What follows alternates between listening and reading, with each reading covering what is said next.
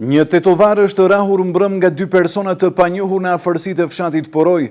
Ngjarja sipas policisë ka ndodhur në rrugën Tetov-Jazhinc, kur 34 vjeçari OD nga Tetova ka qenë duke lëvizur me veturën e tij Golf kur në fshatin Poroj është takuar me një veturë tipit BMW me targa të Tetovës, prej së cilës ka dalur një person i panjohur i cili përmes dritares së hapur me grushta disa herë e ka goditur në kokë dhe më pas e ka nxjerrë nga vetura dhe ka vazhduar ta godas.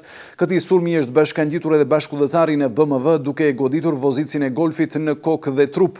Në ndërkohë në këtë vend ka kaluar dhe veturë tjetër të cilët janë dalur për të parë se çka ka ndodhur, të cilët kanë filluar bisedën me dy sulmuesit. Këtë e ka shfrytzuar personi i sulmuar i cili me shpejtësi është larguar nga vendi i ngjarjes dhe ka kërkuar ndihmë në Spitalin Klinik të Tetovës. Janë ndërmarrë masa për zbardhjen e sulmuesve, të cilët pas identifikimit do të përballen me padije adekuate, njofton sektori i punëve të brendshme të Tetovës.